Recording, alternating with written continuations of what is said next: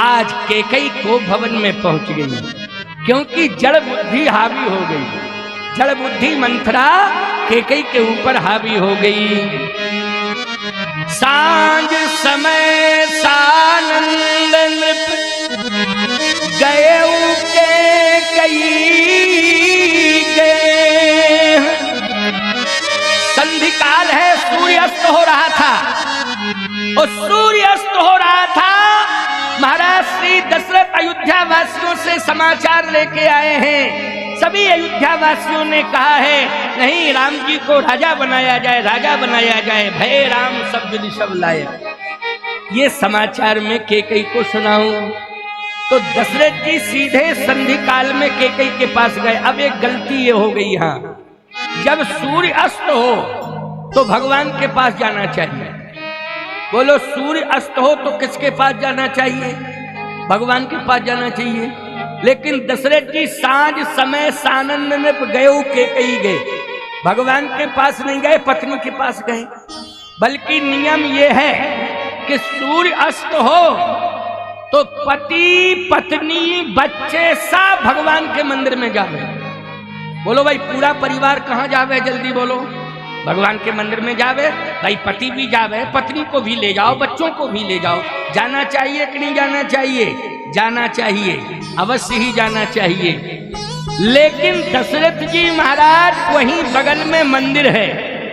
किसका मंदिर है? विष्णु भगवान का मंदिर है।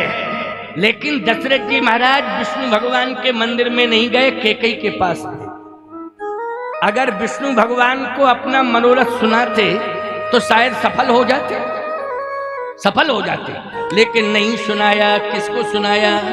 सांझ समय सानंद नृप गए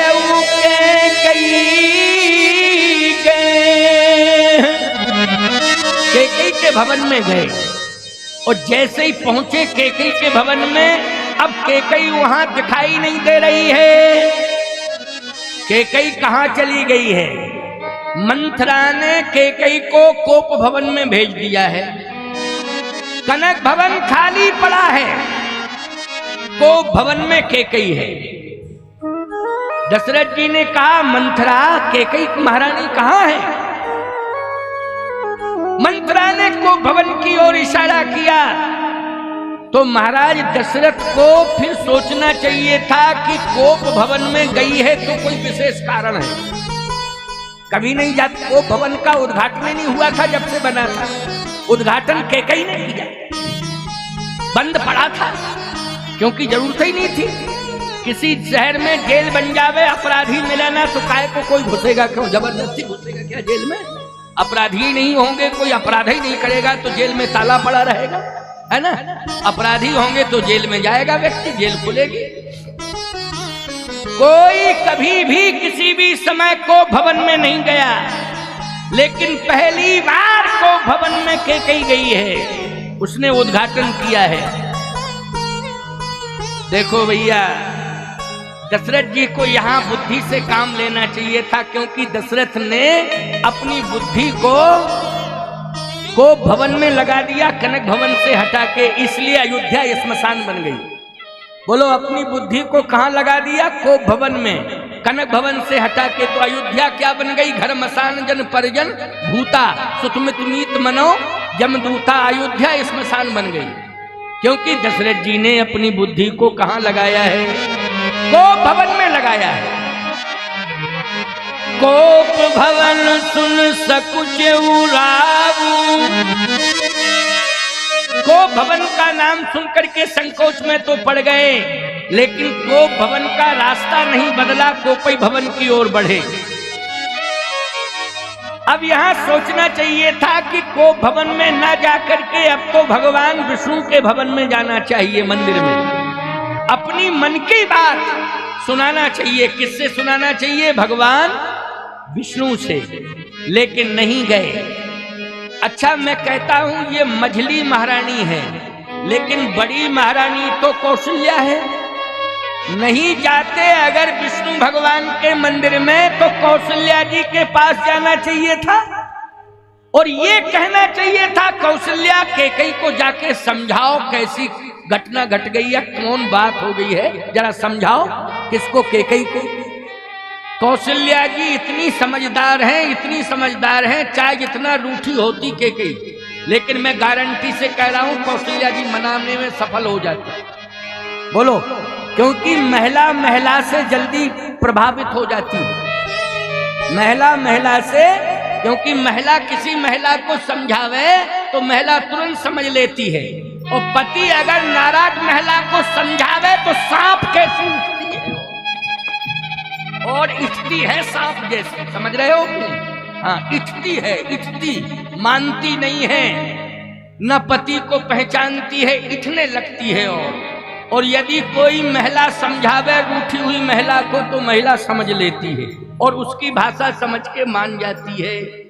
तो कौशल्या जी समझा देती, निश्चित रूप से कैकेयी को समझाने में सफल हो जाती। लेकिन कौशल्या जी को पता ही नहीं है। सुमित्रा भी बहुत सरल है, वो भी प्रयास करती तो समझा देती, लेकिन सुमित्रा को भी पता नहीं है। महाराज दशरथ ने किसी को बताया ही नहीं है। महाराज दशरथ सीधे पहुंच गए कैकेयी के पास।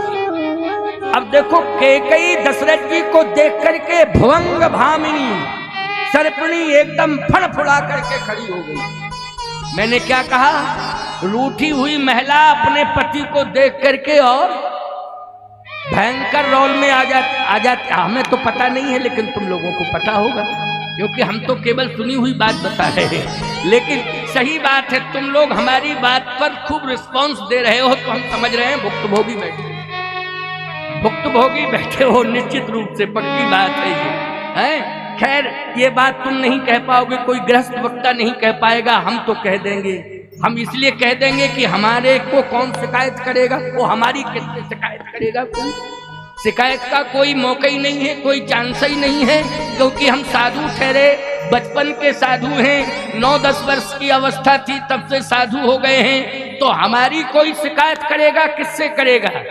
कोई नाते रिश्तेदारी नहीं है हमारी किसी से, आप ही सब हमारा, मैंने क्या कहा, भक्त परिवार ही मेरा परिवार है। और भक्त परिवार जहाँ है वो मेरा परिवार है, पर्सनल व्यक्तिगत मेरा कोई परिवार नहीं है प्यारे। घर द्वार, जमीन जायदाद, नाते रिश्ते तो हमने 10 साल की आयु थे तभी छोड़ दिए थे। समझ गए हो कि नहीं? तभी हमने छोड़ दिए थे प्यारे। छोटी उम्र में ममत्व होता है, माता पिता से होता है कि नहीं? और जब उम्र बढ़ जाती है तो संपत्ति से प्रेम हो जाता है, लेकिन हमने तो माँ बाप का ही प्रेम छोड़ दिया था प्यारे। भगवान के चरणों की भक्ति की है, गुरुदेव की शरणागति में रहे हैं, गुरुदेव ने मेरा लालन पालन किया है, वो गुरुदेव ने ही मुझे सब कुछ दिया है प्यारे। इसलिए गुरु और परमात्मा दो को ही मैंने पहचाना है, दो को ही पहचाना है। इसलिए हम बिल्कुल बेफिक्र होकर के अपनी बात कहते हैं, किसी भी प्रकार का कहीं कोई संकोच नहीं है बात करने में, स्पष्ट बोलता हूं। भुवंग भामिनी सर्पणी की तरह फन फुला करके खड़ी हो गई। देखा तुमने, नागिन होती है, पतली पतली होती है, लेकिन बहुत मटकती है, बहुत ही ज्यादा मटकती है नागिन, और बड़ी तेज तर्रार होती है साहब। नागिन को आप आंख भर के देख नहीं पाओगे। बोलो, नागिन को देखा आपने? काली काली होती, भयंकर, और देख नहीं सकते हो। एकदम दशरथ जी के सामने कैकेयी भुवंग भामिनी बिल्कुल सर्पणी फनफुड़ा के तैयार हो गई। दशरथ जी ने पास में जाकर के, देखो सर्पणी को देख करके आप भागते हो, लेकिन दशरथ जी को भय नहीं। क्यों? ये पालतू है पिटारे की पालतू। समझ गए हो कि नहीं? नहीं समझ रहे हो कि नहीं समझ रहे हो? पिटारे वाला जो सपेरा होता है ना, सपेरा, वो पिटारे में बड़े जहरीले सांप रखता है, लेकिन उनके दांत निकल आते हैं जहर वाले। बोलो भाई, तब बंद करता है वो। लेकिन इस मर्म को कौन जानता है? सपेरा जानता है। लेकिन वही जब पिटारा का ढक्कन खोलता है तो देखने वाले सब भागने लगते हैं। तो वो हाथ में पकड़ लेता है और यूं यूं घुमाता है, देखो कहता है पालतू है ये, फालतू नहीं। दशरथ जी ने कहा कि नहीं नहीं, हम डरेंगे नहीं, क्योंकि हमारी भावनाएं पड़ी हैं। इसके साथ क्या पड़ी हैं बोलो भाई? भावनाएं पड़ी है ना मंडप के नीचे। ऐसे थोड़ी है कि मैं भाग जाऊं। तुरंत ही पहुंच गए। अब जैसे ही पहुंचे दशरथ जी तो सुनो क्या भाषा बोल रहे हैं। कहीं है तू रानी रिसानी, हे रानी तू क्यों रिसानी है? मैं तेरी हर ख्वाहिश को पूरा करूंगा, तू अपनी डिमांड रख।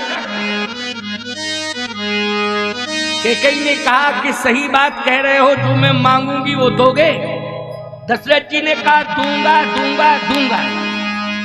बस फिर क्या है, रिस्क थोड़ा कम हो गया, विष कम हो गया, रिस्क कम हो गया। समझ रहे हो कि नहीं? क्योंकि 3 बार कहा है दशरथ जी ने, जो तू मांगेगी वो दूंगा दूंगा दूंगा। कैकेयी ने कहा कि मैं मांग रही हूं, जो मेरा अधिकार है वही मैं मांग रही हूं।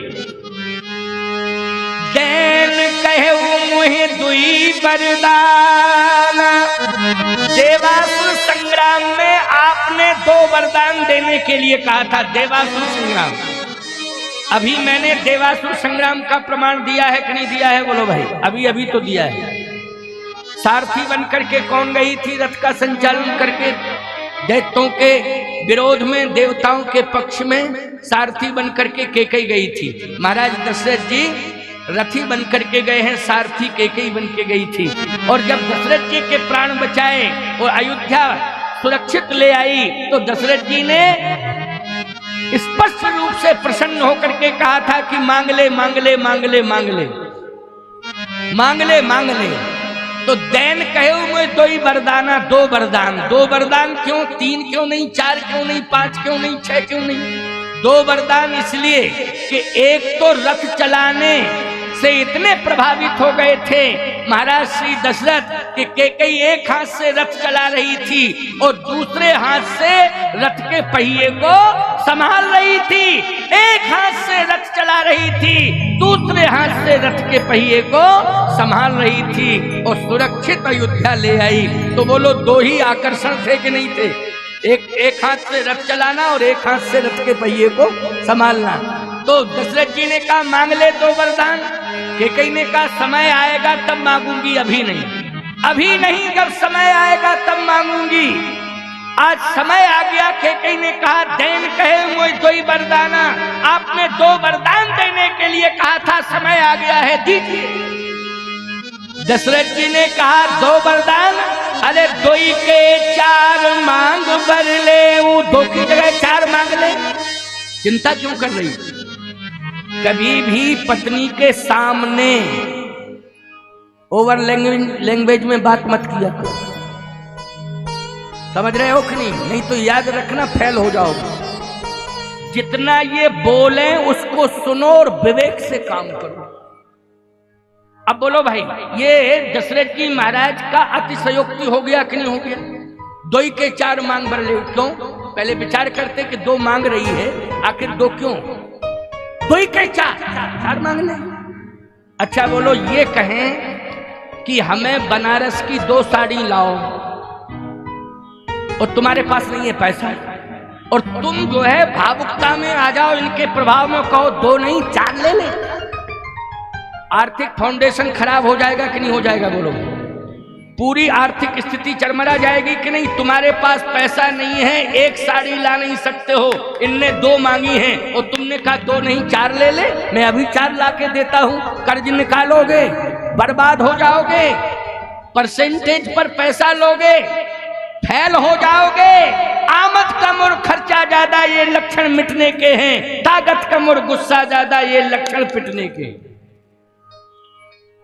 आमदनी से ज्यादा अगर खर्च करोगे तो मिट जाओगे कि नहीं मिट जाओगे? फिर क्या करना है तुम्हें? युक्ति हम बता रहे हैं, रामायण को साक्षी करके, ग्रंथ को साक्षी करके युक्ति बता रहे हैं। तुम्हारे घर का आर्थिक फाउंडेशन मजबूत रहेगा। आर्थिक फाउंडेशन कभी बिगड़ नहीं सकता है। हमारी बात को सुन लो। पत्नी कहे कि पड़ोसिन ने सोने का 10 तोले का हार बनवाया है, मुझे नहीं चाहिए सोने का हार, मुझे तो तुम एक साड़ी खरीद के लाओ 10,000 की, बस मैं संतुष्ट हो जाऊं। एक साड़ी बस एक दे दो, अभी दे दो, तो ये कहो कि आज नहीं, बस इतना तुम्हें बोलना है, हम देंगे, चिंता मत करो, आज नहीं। तो ये तुरंत कहेंगी कल, तो कल में भी हाँ मत करो, ये मत कहो हाँ कल ठीक है। ये कहें आज साड़ी चाहिए, तो तुरंत कहो हम निश्चित रूप से तुम्हें देंगे साड़ी, बहुत कीमती देंगे साड़ी, आज नहीं। तो ये कहें कल, तो ये मत कहो कल, कह दो परसों, और बरसों निकाल दो, बरसों निकाल दो, देना तो पड़ेगा ही तुम्हें, लेकिन समय पा करके पैसा हाथ में आ जाए और फिर खरीद के दोगे तो बोलो राहत मिलेगी कि नहीं मिलेगी। किसी से कर्ज नहीं लेना पड़ेगा, ना जमीन बेचनी पड़ेगी, ना सम्मान ब्याज लेकर के सम्मान खोना पड़ेगा।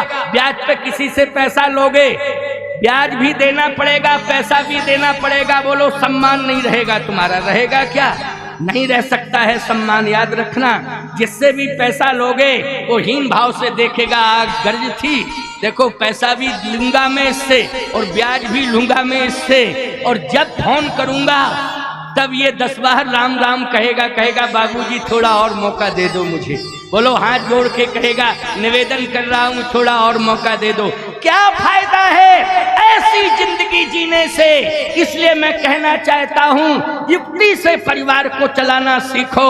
पत्नी, परिवार, बच्चों को बुद्धि से उनका संतुलन बनाओ और बुद्धि से ही परिवार चलाओ और बुद्धि से ही भवसागर पार कर जाओ। बस केवल बुद्धि का काम है। बुद्धि राम जी के चरणों में समर्पित कर दो, सीता राम के चरणों में समर्पित कर दो, तो तुम्हारी बुद्धि क्या बन जाएगी? अयोध्या बन जाएगी। अपने मन को तुम सीता राम को सौंप दो तो तुम्हारा मन मिथिला बन जाएगा। अपने चित्त को सीता राम के चरणों में लगा दो तो चित्त ही चित्रकूट बन जाएगा। तो अहंकार से तुम बच जाओगे, विनाश से तुम बच जाओगे और भव सागर आसानी से पार कर जाओगे। बोलो ये युक्ति बताई कि नहीं बताई? अब जो ना माने साधु सीख तो लेके कटोरा